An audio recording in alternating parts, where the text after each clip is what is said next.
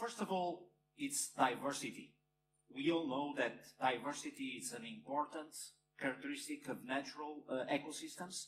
And normally, I'm not a specialist in that area, but what I think is that the more diverse the ecosystem is, the better it is, because there is a better balance between the different components, and different parts of this ecosystem have different roles, and they are all balanced together. So balance is also a characteristic of a natural ecosystem. There is a good balance between the different diverse components. And another part is the capability to adapt. We all know that now we have some very nice ecosystems here in Finland, of course, also. But these ecosystems are very different from the ones that we had millions of years ago, where the environmental conditions on Earth were completely different. So adaptation, the capability to adapt, is another characteristic of natural ecosystems. So if we go to cities now, we can also talk about city ecosystems.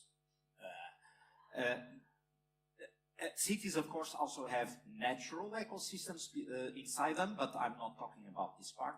I'm talking about the ecosystem where different components, different partners, different agents in the city interact together to provide the best possible life to citizens. Once again, there is a large diversity in this ecosystem. We have many different types of actors. We have not-for-profit actors, we have companies, we have the city council, we have many, many different actors. We also know that a rich city ecosystem with many different actors, for example, in the cultural area, in the business area, and so on, normally means that we have a better city, a better life for citizens. So diversity here is important. Balance between all these ecosystem partners is also important, because you know that cities are being challenged in many ways.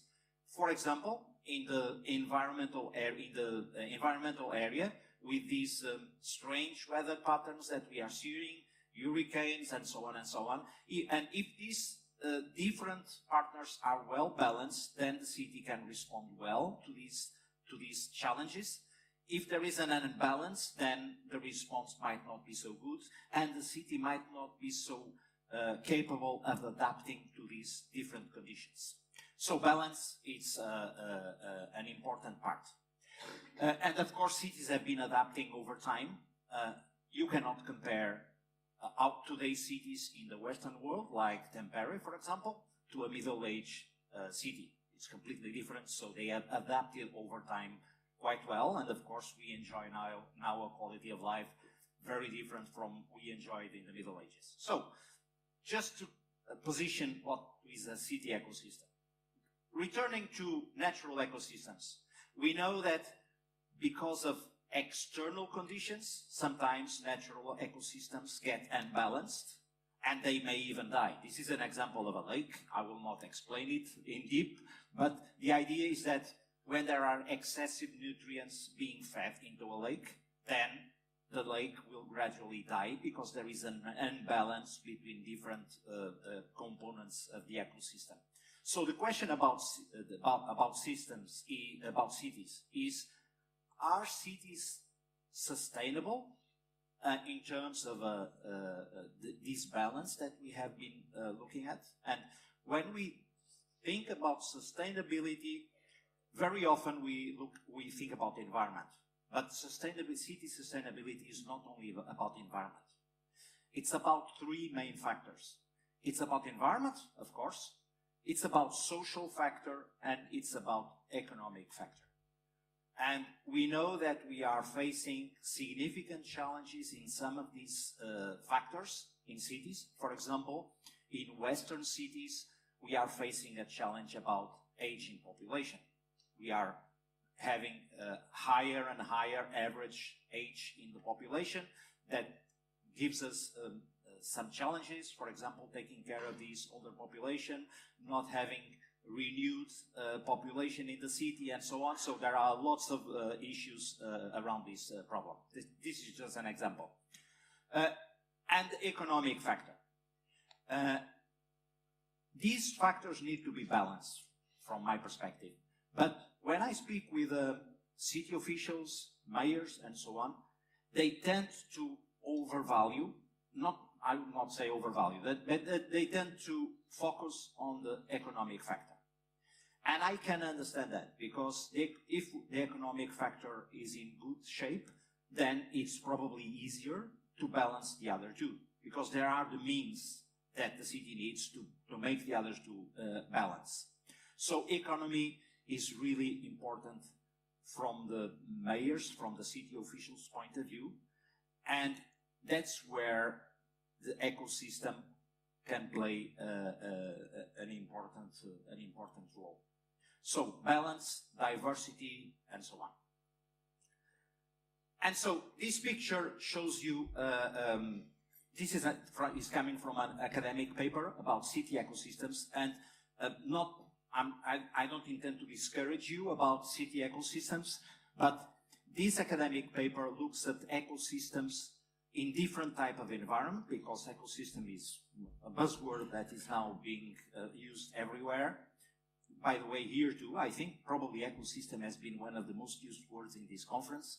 But this academic paper uses city ecosystems as an example, because they think it's the most complex ecosystem they can think of, and they can work on the concepts around ecosystems using this example. And actually, city ecosystems are fairly complex. You can see different components of those ecosystems, and once again, diversity is really important on these ecosystems, as in any ecosystem. Let me just give you an example that we, as a company, deal with very often, and that illustrates the importance of diversity. Normally, we see cities working with an ecosystem of small and medium enterprises and startups. This is great, because it helps reviving the local economy, it helps growing the local economy, and so on. But if we look a little bit further, it's also important to engage with bigger companies that can help these local companies, local smaller companies, to reach other markets. Because if we only work with these companies at the local level, they will probably have a cap on their growth capacity. They need to go outside. And in order to go outside, they need to partner with other type of companies, bigger companies like CGI in this case. And this is a win-win situation, because we can win with the innovation that these smaller companies sometimes bring. They can win with our global reach and the capability to go to other geographies. And the city, of course, will also win, because the economy will grow quicker and better. And so, because of this diversity, or an important part of the city challenge is innovation, which is related to economy, of course, but all the other factors too. And innovation requires diversity, as I said. And so, that's my next slide. My next slide is about how innovation is important, and how, in this case, how European Union is looking at innovation through this open innovation 2.0 concept. This is being launched by the EU Open Innovation Strategy and Policy Group, and we are part of this group from the beginning. We are a founding member, and that's the concept of the quadruple helix innovation, where there needs to be participants from government, from academia, from business, from citizens, and the citizens also are an important part of this ecosystem. Of course, they are the base of it. And this also leads to a kind of networking innovation approach, where the different actors in this ecosystem work together in order to get this innovation, and that's where we probably get the best results in innovation. If we start to join the, let's use this word, the usual guys in doing innovation, we will probably get the usual ideas. If we go to the, let's say, more uncomfortable side and join to the discussion people that are not used to be at these forums, then we may get some innovative ideas. For example, I've seen some paper somewhere explaining how a specific city, I don't remember which, was dealing with people, the homeless people. And there was an initial discussion about how they should be dealing with the problems, and then they came up with the idea, why don't we call homeless people to see how we could be solving their problem? And this generated very interesting ideas, very new ideas, and so on. So this is just an abstract example, but shows how diversity and sometimes calling unusual partners to discussion can really be disruptive and generate new ideas. But I'm not going to do a presentation only based on theoretical concepts. I'm going to show you some examples. I've asked some colleagues of CGI to film some very informal videos, I would say almost home videos, about what is happening on their cities. And the first one is much focused on innovation. Both of these videos, the last one you will see it in the end, it's from North America, the last one. This one is very close to you, is from Sweden. And we will have a colleague of mine explaining what they are doing in generating a new idea with different partners involved. By the way, this colleague is with us today. If you want to speak with him later, you can do it because he's here. Hi, I'm going to talk to you about a project that we're doing together with the municipality of Kiruna. If we look at the situation right now, technology and development is moving really fast. If you stood there with the first iPhone in 2007, I don't think you can even imagine the impact it would have on society 10 years later. And I think that AI and augmented reality and mixed reality will have even a bigger effect. We don't know too much about the future, but we know that there will be more connected assets. We will need more storage. There will be more data flow. We will probably, or quite surely, need more security. What also is interesting is that innovation will be more and more interesting. And working in an eco-business system where we share knowledge about technology, experience, and share funding is also really important to have an advantage in the future. This project is based on that Kiruna municipality, a mining town in the very north of Sweden, is having an impact by the mine, but it has to move 3 kilometers. So they're actually building a completely new city, a blank paper. So what can you do with a blank paper? Well, it's up to innovation to actually find out. So what we did is that we approached the municipality and said that we want to try to work with high precision GPS and GIS information that's really detailed to enable end users to actually see under the ground. They will see infrastructure under the ground, like an X-ray vision. They will also be able to see what kind of pipes and so on. So if in the future you want to dig up this, you can be sure that you have the parts at home before you start digging. So you're actually working with sustainability, you're decreasing disturbance in the society. And of course, this was really interesting for the municipality as they're eager to look at what kind of new job opportunities, what kind of business opportunities does this move of the city create, because it's a unique project. Doesn't happen anywhere in the world. And the ecosystem for this unique project that we're working with is, of course, we work with CGI, we have the municipality, we have the university, Luleå Technical University. We have a company called Sotigo that specializes in the GPS positioning, and they have actually developed a prototype for working with 3 different satellites for this project.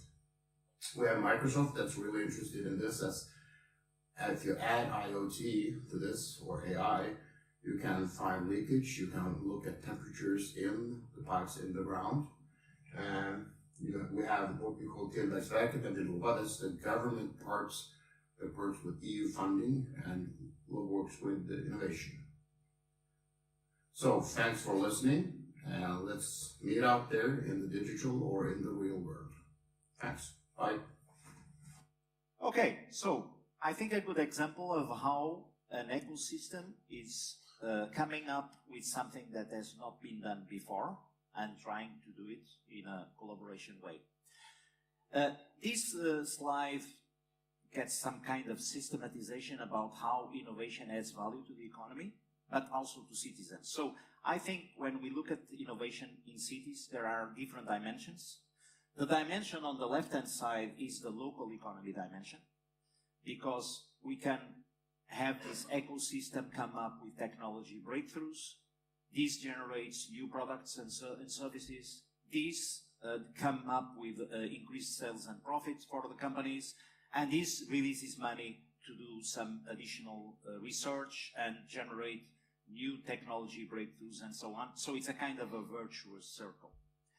But you can see that on the right-hand side, the same type of approach, but at the city level, where we have innovative ideas and solutions that are being generated, sometimes at the same time and sometimes with the same forums as on the left-hand side. They generate new services or improved services, and they engage citizens in this process. And of course, this comes with improved results in terms of reduced costs, and of course, improved services. And of course, because of the left-hand side, the revenue of the city starts improving, and so we are again on this virtual circle. Search for innovation is increased, and new innovations come up, and so on and so on. So it's basically the same circle, but two different dimensions, one at the business level and the other one at the city level. That is something that is interesting, and I see happen in cities. And sometimes we ask, how do we start with that, with cities? Because cities sometimes are kind of pressed with a lack of funds, with difficulty to fund these innovation projects and so on. What we see more and more are cities starting to concentrate on basic levels in the first place, like, for example, reducing costs, improving service, and so on, by different strategies. In some cases, for example, by outsourcing specific areas that are kind of business as usual, like garbage collection or legacy IT, and reducing costs by doing this, and then releasing these costs to do some innovation, and reducing also some of those resources to do this innovation. So the starting point is getting some funding from cost reduction and some additional resources, because things are simplified, and starting the innovation process by doing this. This is something that we are seeing more and more in cities around the world. And we have some nice examples about that, but we don't have time today to go through that. So this is the, I would say, virtuous circle of innovation. And in order to do this, as we have seen, ecosystems are fundamental, diversity is fundamental. But city ecosystems are fairly complex. And you can see that in the overall city ecosystem, we have citizens, we have service partners, and these service partners have a very standard relationship with the city, because there are contractual agreements that are measured by KPIs, so everything is business as usual, let's say. But then we come to a stage where it's very difficult to measure. It's very difficult to anticipate what we will achieve. And there's where I would say kind of alliance partners come in, like universities, like different types of companies, and so on, and where it's very difficult to measure the results. And I've been reading something about this. There is an author that studies about alliances in companies and so on, and he says that an alliance is an organizational mechanism that uses shared control to govern an incomplete contract between independent partners and so on. So it's very fuzzy, as you can see. But in a way, we need to find a way to get some kind of governance in these systems, because they are rather complex, and to take the right benefit from them, some kind of governance is needed. So I've seen many cities engaging in ecosystems, some of them with better results, some of them with not so good results, but I've not seen many cities putting together a governance system for these ecosystems. And that's the challenge that I think we have ahead in order to make these ecosystems the most efficient as possible in terms of the results that they can bring to the city. And of course, this is something we are kind of breaking new ground here, talking about how to govern ecosystems in a city. But there are some basic ideas that I would like to share with you. And these are based on the characteristic of city ecosystems and the dimensions of governance that I think are needed for this ecosystem. The first one is about having a constitution and a balance of interests. This is based on the city strategy, of course, but it's important that all the ecosystem partners have the same vision for the future and share this vision as a way to start. Of course, with all this diversity, communication is really very important. It's not enough to do a yearly meeting with different partners to say where we are and so on. We have progress, etc. We need more communication. We need frequent communication between the partners. And because we have so different partners in the ecosystem, like very small companies, startups, and very big companies, maybe multinational companies, and the trust between all these partners may be an issue. So establishing this trust through communication is really an important factor. And so, once again, communicating, building personal links between people, but of course this is not enough. It's an important part of this governance. Doing some kind of organization, and of course, when we think about organization, we think that the city council needs to play an important role in this, needs to be a kind of a facilitator, an orchestrator on this ecosystem. And another important point is that when we are talking about innovation, about coming up with new ideas, the question then is, who owns these innovations? Who gets the benefit from these innovations? And we need to be sure that all the partners in an ecosystem have expectations on the future benefit of this participation. So this needs to be regulated up front so that we make sure that we don't have any issues during the collaboration. And finally, I think that a technological framework that enables this communication, that enables this collaboration, and all the aspects of licensing and so on is also very important. It doesn't need to be very sophisticated framework, but since in many cities we are talking about smart cities or digital cities or future cities, call it what you want, coming up with a digital platform to govern this ecosystem is something important. To finish, I will play a last video. It's a short video from a colleague of mine in Lafayette, Louisiana. You may have heard about Louisiana, Lafayette, because the last hurricane passed very close to Lafayette.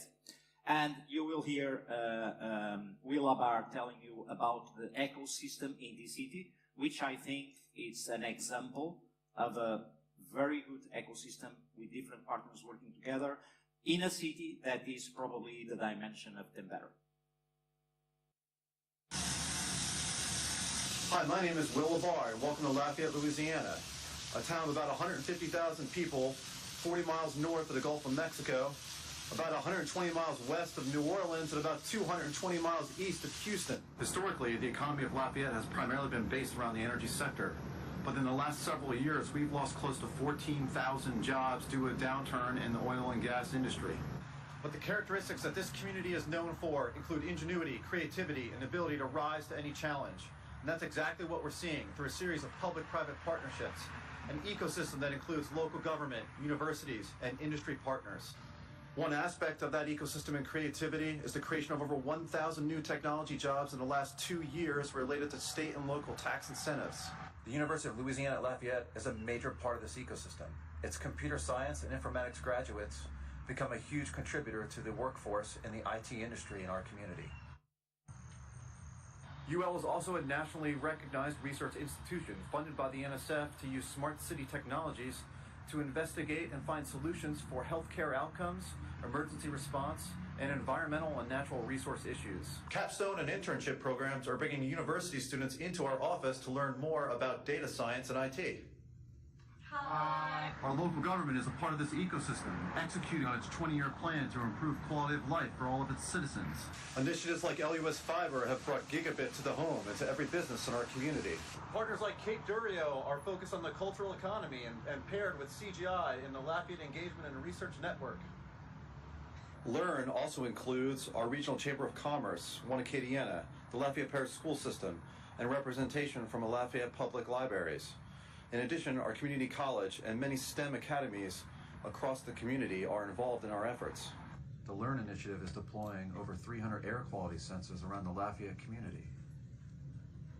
Learn is part of this ecosystem, and it uses IoT and other smart city solutions like open data in order to help encourage STEM education within our local parish school system, as well as help inform government policies around sustainable and resilient growth. It is through unique public-private partnerships like these that Lafayette is digitally transforming its community. Thank you for your time and enjoy the rest of your conference. Okay, so I would call it a kind of a selfie video, but I think you can feel the energy behind what is happening in Lafayette. I certainly can feel it because I've been there in May, and it's really a great example. And that's the end of my presentation. Thanks for listening.